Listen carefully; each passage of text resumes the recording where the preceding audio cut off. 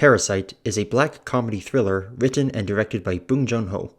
The story follows the Kims, a poor family who work low-paying jobs and live in a basement apartment. After the son Ki-woo starts working as a tutor for a wealthy family called the Parks, he starts getting jobs for his family in the house. This creates a symbiotic relationship between the Kims and the Parks, but the difference in class threatens to upend an already rocky connection. Bong Joon-ho is a filmmaker from South Korea. Parasite marks his 7th feature. He first gained international recognition with The Host, a horror movie about a monster that comes out of the Han River. He would get further recognition with his English-language movies Snowpiercer and Okja. However, neither of those movies made much of a splash at the North American box office. Parasite, on the other hand, made $53 million, making the combined US and Canada market the second biggest after South Korea. I must admit, I don't seek out foreign films on a regular basis. I'm not opposed to them. In fact, as someone who went to a French immersion school, being exposed to French-speaking films was part of my curriculum. It's just that when it comes to foreign films, I tend to hang back and wait and see, only checking out ones that are critically acclaimed. And when I heard about this one, I just had to check it out for myself. I went into this movie not knowing anything about it. I didn't look up who the director was, I didn't watch a trailer, I didn't even read a synopsis. I was at university at the time, and a classmate told me that it was one of the best movies he had ever seen. And, well, having seen it for myself, I'm inclined to agree. Our story starts off in the apartment of the Kims, as they struggle to connect to the Wi-Fi of their upstairs neighbor. Right away, it establishes just how desperately poor they are. They crowd into a corner of the house to get free Wi-Fi, they leave their windows open to get free extermination. It paints a grim picture. Every penny they spend is carefully accounted for. So when they get their pay docs for inadequate folding of pizza boxes, it stings that much more. It's at this point in the story where Ki-woo, otherwise known as Kevin, hears from a friend that a wealthy family called the Parks are looking for somebody to tutor their daughter. Right away, we get a visual metaphor for the difference in class between the two families. There are stairs that go up to the house, and Kevin must climb even more stairs to get up to the daughter's room. The role of stairs plays a pretty big part in symbolism throughout the movie, but we'll come back to that in a moment. 오늘 첫 수업 제가 참관을 좀 해도 될까요? 풀타임으로 안 보고 싶어서. 수업 어떻게 하시는지. Is it okay with you? Okay, something that caught me a little off guard was the random English. I'm not trying to be mean, I'm just trying to understand why. I mean, how often are you watching a movie and a character just randomly says something in another language? I don't mean speaks in another language because it's central to the plot, just randomly says a sentence in French or Italian or Spanish. I get that he's supposed to be an English tutor and she's just trying to make him feel comfortable, but anyway, as we climb up the stairs and head to the daughter's room, the music chimes in and the camera pulls back, building the anticipation for Ki-woo's test as a tutor. Everything hinges on a successful lesson. Ki-woo demonstrates a rather forward sense of tutoring, not only to help Dahae, but also to sell himself as the best candidate for the job. 실전은 기세야, 기세. 알겠어? I think he's talking to himself a bit, using Dahae as an outlet to get his own nervous energy out. He knows that once he lands this job, it will be a significant stream of income for his family. Although we spot her earlier, in the film, Kevin is introduced to Moon-gwang, the housekeeper. 뭐 필요한 거 있을 땐 이분한테 부탁하세요. 나보다 더 전문가야. Keep that line tucked away. We're gonna circle back to that later. The matriarch of the house, who we'll refer to as Madame, reveals to Kevin that Da-sung is an artist, but they've been through so many teachers. 그래서 그런 건지 그동안 미술쌤도 여러 명 바꿔가면서 해봤는데 하나같이 한 달은 못 버티더라고요. 다성이가 워낙 통제가 안 되기도 하고. The music sounds like what happens when a light bulb appears above somebody's head, and as the camera angles from below, we can see the wheels in his head turning, a plan formulating. Ki-woo decides that now would be a good time to bring his sister, Kim-jung, also known as Jessica, into the mix, with her posing as an art and children's counselor. She spends some time with Da-sung and comes up with a rather foreboding conclusion. Or at least a foreboding conclusion that will scare the mother into hiring her. Meanwhile, Ki-woo decides to go ahead and start the English lesson. 선생님, 정말 선생님 사촌의 과 후배 맞아요? 그게 뭔 소리야? 제시카 여자친구죠. 야, 나 오늘 처음 봤어. 제시카쌤 되게 이쁘던데, 그쵸? 관심 안 가세요?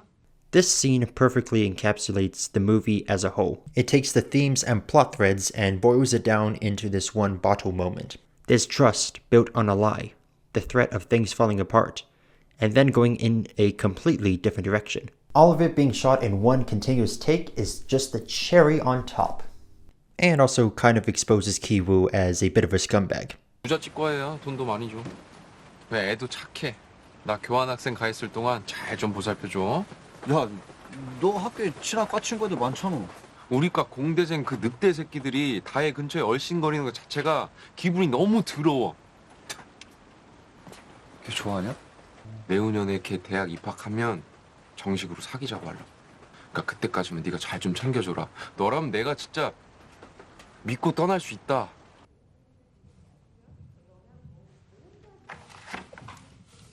같이 불자. 네. Jessica, after her first lesson, leads Madame to believe that her son is showing signs of schizophrenia. 보통 그림 우측하단 이쪽 부분을 스키조프레니아 존이라고 해서 신경정신과적 징후가 잘 드러나는 곳으로 보거든. Obviously, we know she's just bullshitting her, but it kind of does have some unintentional commentary about how some parents will immediately assume the worst of their children, that something is wrong. Rather than maintain a healthy degree of skepticism, they just go along with whatever the expert has to say. 문 상자를 저와 함께 열어보시겠어요, 어머니? 열고 싶습니다, 선생님.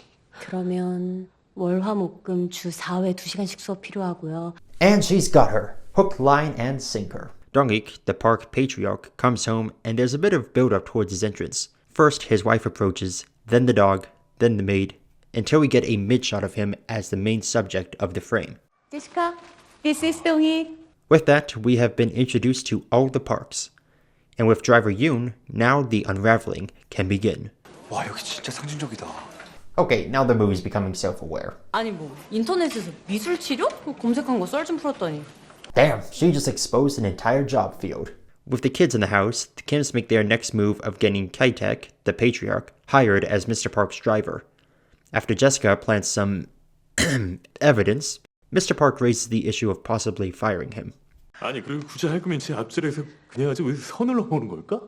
That's the theme of this movie, this line between employer and employee. The Parks have their own space and their own lives, and the people that work for them are meant to respect their distance. Throughout the movie, we see the Kims cross set lines and privately express their grievances, mostly through the eyes of Ki-taek. Jessica overhears part of their conversation and brings up a possible replacement with Madame. 정말 만나보시겠어요? I'm deadly serious. After a successful test, Ki-taek gets the job, leaving the Kims to set their sights on the one remaining target, the housekeeper.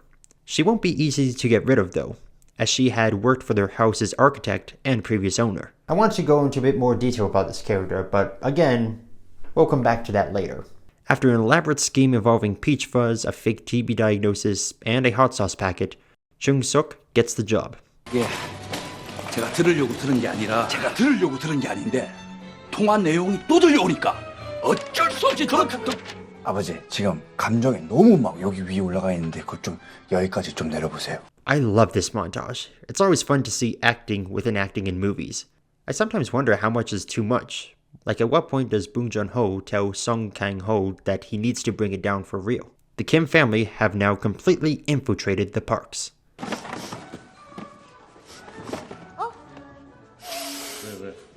자승이 그만. 똑같다. 둘이 냄새가 똑같아. 뭔 소리야? 빨리 올라가긴 해. 제시카 쌤 기다렸어요. 제시카쌤한테서도 비슷한 냄새가 나는데? Now, Dao-sung isn't the only one to notice. His dad does too. Although, as we find out later, he puts on a facade of being couth about it. Right now, it seems that the Kims have found life on Easy Street. 이 사람은 이미 참 순진해 착하고 부자인데 착하다니까 부자인데 착해가 아니라 부자니까 착한 거지. 뭔 소리인지 알아? 솔직히. 이 돈이 다 나한테 있었어 뭐. 나는 더 착하지. 착해. While Parasite has been hailed as a critique of late-stage capitalism, and that definitely can be found here, I also think it's a critique of the human nature of jealousy and envy. Jung-suk talks about how if she was rich, she'd be nice too. However, that's not necessarily true. I don't think becoming wealthy necessarily changes you, but rather it amplifies who you already are as a person. The Parks demonstrate that they're out of touch with the working class, and they, especially Madame, demonstrate naivete. But that being said, the Kims aren't exactly saints either. I mean, how did they get into their respective positions? They lied, they elaborate a scheme to fake an illness, they get people fired from their jobs, all to try to get a taste of the sweet life. Moon-gwag shows up later, and she reveals that there's a secret basement hidden behind the shelves. Now, here's where I want to talk about this character. The movie drops hints that she's aware of what's going on. The pattern of people getting fired, the new people coming in.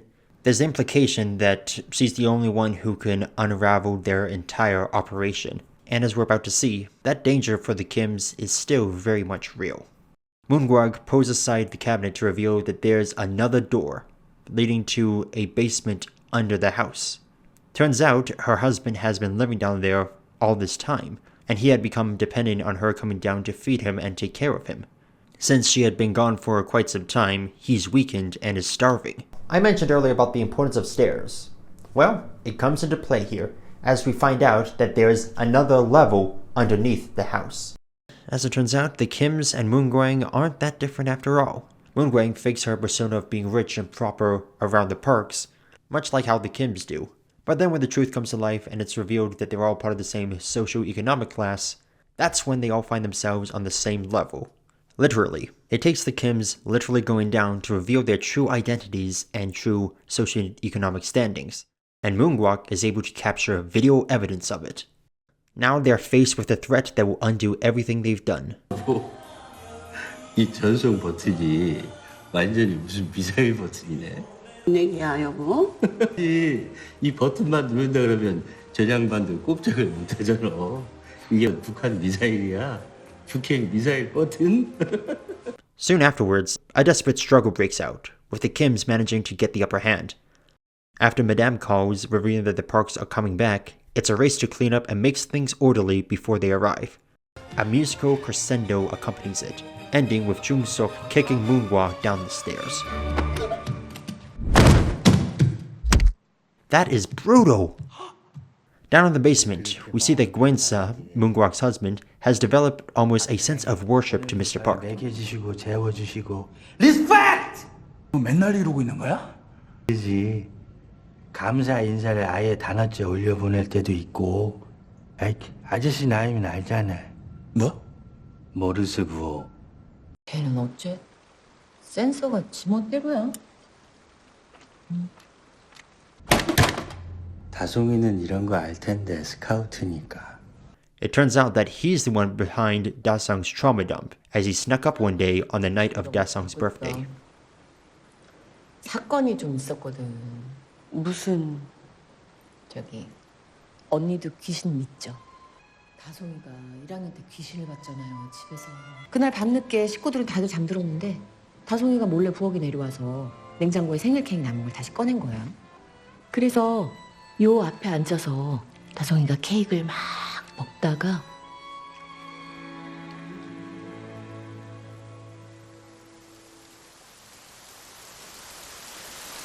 Okay, that shot is creepier than a lot of horror movies I've seen.